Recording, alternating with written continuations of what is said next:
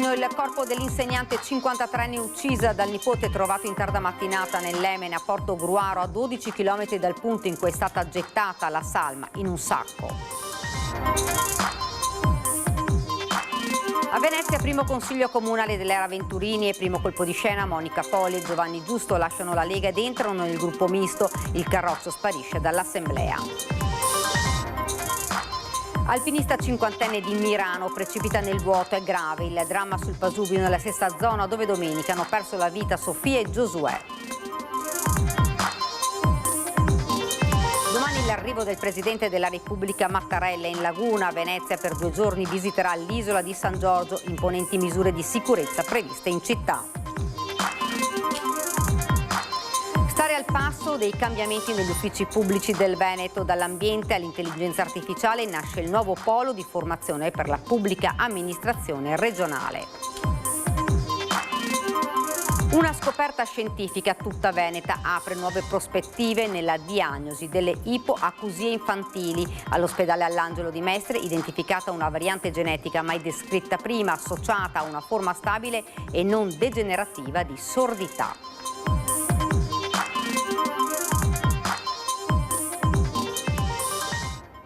Buonasera e ben ritrovati dalla redazione di Venezia. In primo piano oggi il nostro sondaggio, un sondaggio che riguarda la politica. 2 settimane dalla 2 giorni di vertice a Mogliano con lo Stato Maggiore della Lega con un carroccio in crisi di identità, caccia al successore più credibile per il dopo Salvini e prende sempre più piede il nome del governatore del Friuli Venezia Giulia Massimiliano Fedriga. Dunque vi chiediamo, Lega dopo Salvini, Fedriga segretario? Se volete rispondere di sì in verde 0422 1626 691, se invece volete rispondere di no in rosso 0422 1626 690, l'esito di questo sondaggio nel corso della nostra trasmissione in prima serata Ring.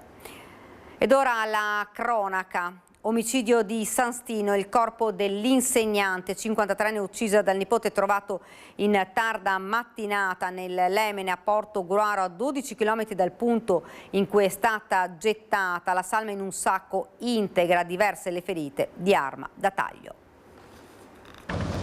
È stato ritrovato nel fiume Lemene il corpo della professoressa 53enne Chiara Guerra, avvolto parzialmente in un sacco e con evidenti ferite da taglio. La donna, uccisa giovedì scorso dal nipote 17enne reo confesso. Il recupero è avvenuto dopo 3 giorni di ricerche a seguito dell'allarme lanciato da un pescatore che ha segnalato la presenza del corpo al 112. Sul posto è intervenuto anche il medico legale Antonello Cirnelli per una prima ispezione della salma. Dottore, quali sono i riscontri? Nulla. Cosa ha riscontrato?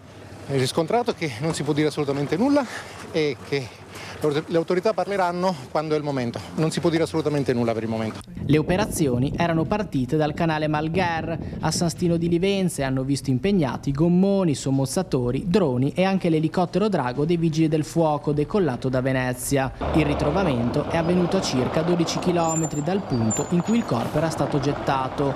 Da quanto appreso, la salma si trovava in condizioni integre ma parzialmente nascosta in un sacco, rendendo più difficoltose le operazioni di ispezione. Per questo è stata trasferita in laboratorio di medicina legale per accertamenti più approfonditi. Già evidenti però diverse ferite da taglio, mentre il coltello utilizzato per l'omicidio non è stato ancora trovato. Un passaggio fondamentale per verificare la confessione del ragazzo e chiarire ogni dettaglio della dinamica. Secondo gli elementi raccolti, la donna inoltre avrebbe tentato di difendersi. Il 17enne presenta infatti una frattura al metacarpo, ferita alla mano e graffi su tutto il corpo, segni compatibili con una violenta colluttazione.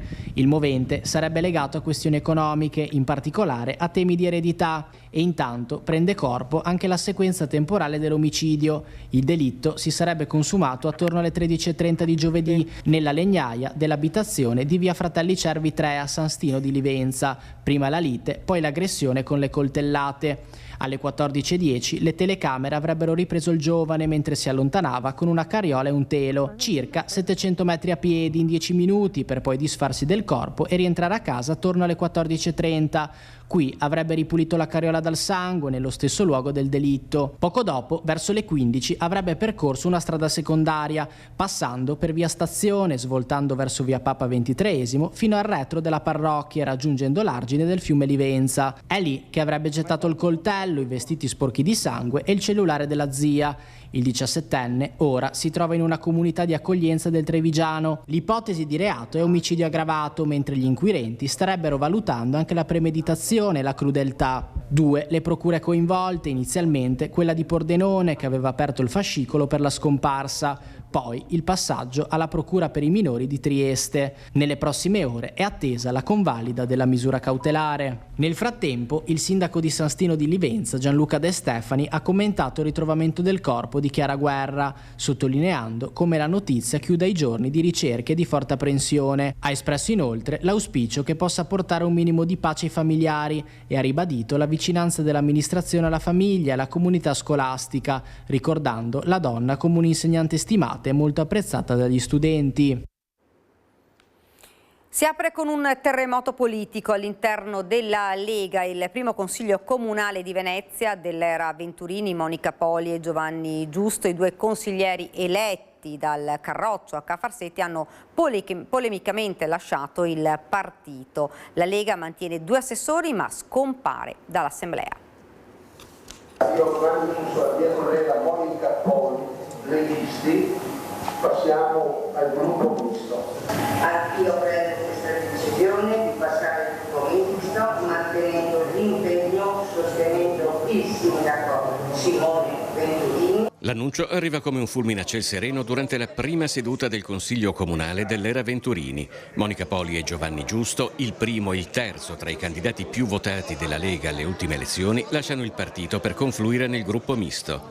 La polemica è tutta interna alla Lega, dalla quale sia Poli che Giusto non si sono sentiti rappresentati e sostenuti, nonostante le preferenze raccolte. Quando il voto non conta nulla, quando le cose fatte non vengono tradotte in meritocrazia, in Lega siamo invisibili.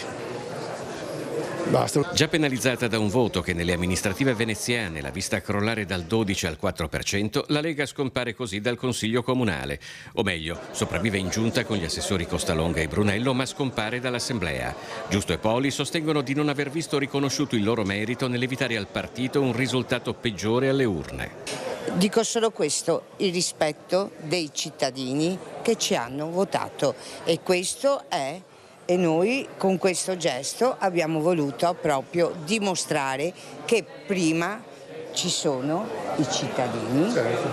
Il 30% dei consensi sono soltanto miei e suoi, soltanto in 2. Diciamo anche il 50, 615 preferenze. Senza calcolare esatto quelli che sono stati annullati, eccetera, c'è un casino. I 2 consiglieri si sono riservati di entrare nel merito della decisione in altra sede. Il 4% della Lega aveva portato all'elezione di soli 2 consiglieri, Poli e Costalonga. La conferma di Sebastiano Costalonga all'assessorato al commercio aveva quindi portato al ripescaggio di Giovanni Giusto, mentre il secondo dei non eletti, Riccardo Brunello, è entrato a Cafarsetti come assessore ai lavori pubblici. Subito al lavoro per la nostra città. Nulla cambia in termini di numeri nel sostegno della maggioranza. Peraltro i numeri sono tali che la maggioranza rimarrebbe in piedi anche senza l'appoggio degli ex consiglieri leghisti.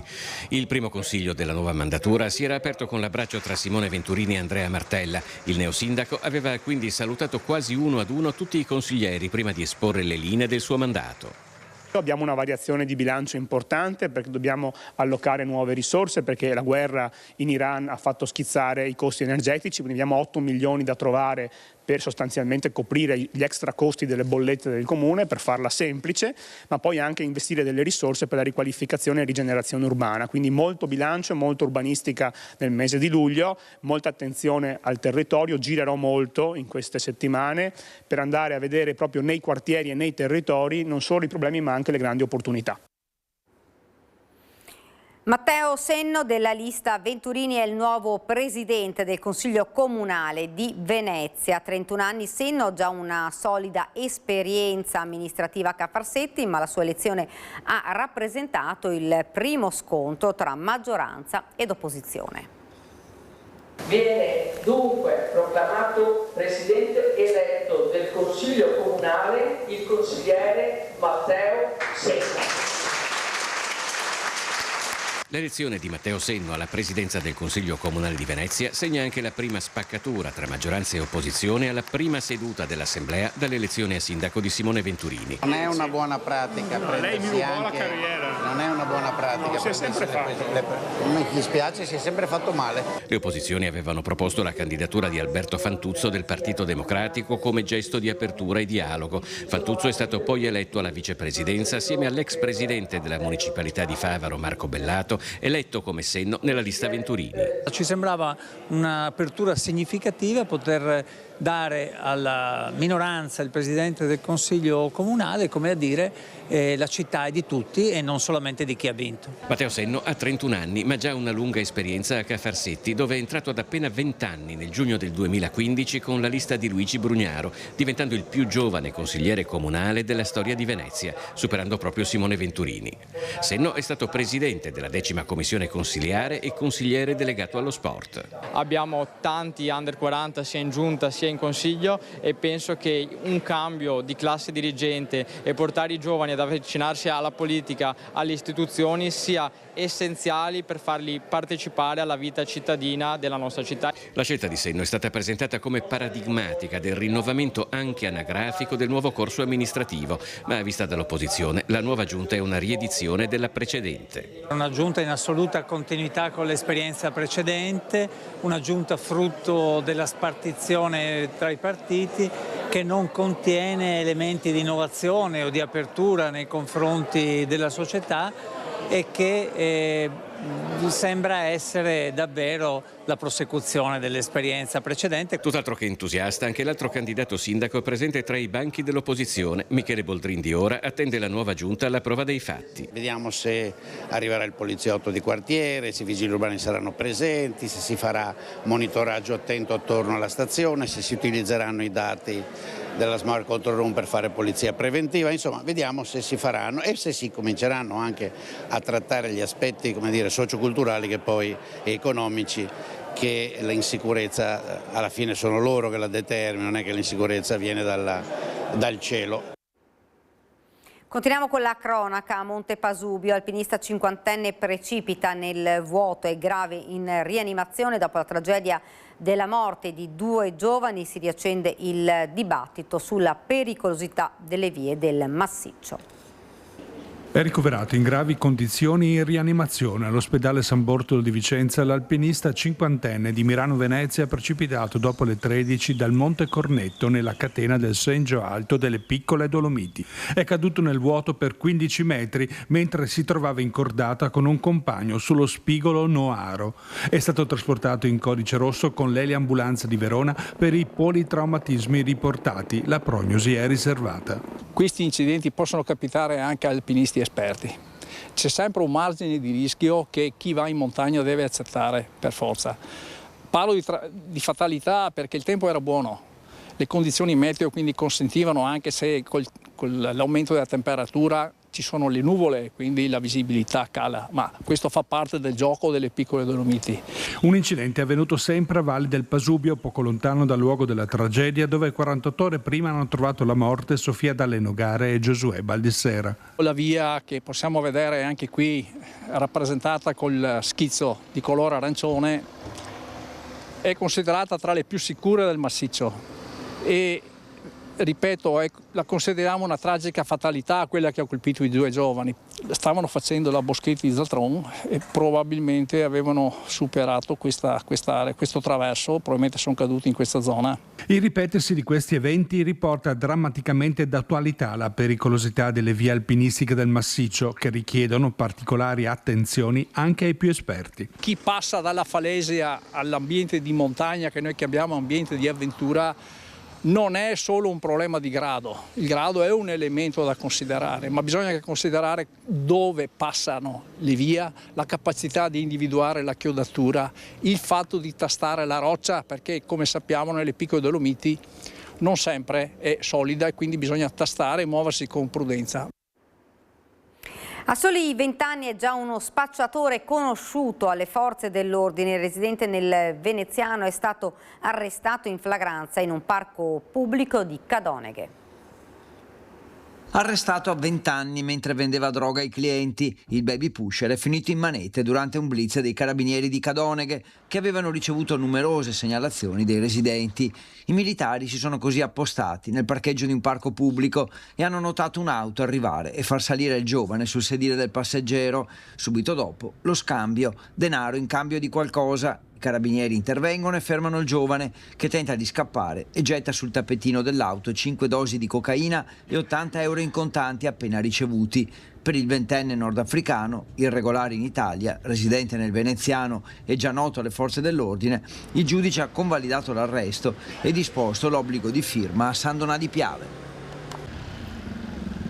La Regione del Veneto ha emanato un'ordinanza urgente per proteggere i lavoratori esposti ad alte temperature e alla radiazione solare durante l'estate e in prevenzione dell'ondata di calore prevista per domani che colpirà la nostra regione. Il provvedimento valido da domani a fine agosto vieta il lavoro all'aperto dalle 12:30 alle 16 nei settori agricolo, florovivaistico, edile, nelle cave e nelle giornate a rischio elevato. L'ordinanza si applica nei casi in cui, nonostante l'adozione delle misure di prevenzione previste dalla normativa vigente e dalle linee guida regionali, permangono rischi rilevanti per la salute dei lavoratori derivanti dall'esposizione al calore. Restano validi eventuali accordi aziendali che prevedono misure di tutela equivalenti o più tutelanti per i lavoratori. Nelle ultime ore in prefettura una riunione per mettere a punto tutti i dettagli per la visita del Presidente della Repubblica che domani mattina sarà a Venezia, all'isola di San Giorgio. A differenza delle precedenti, quella di domani a Venezia non sarà una visita lampo per il Capo dello Stato, Sergio Mattarella.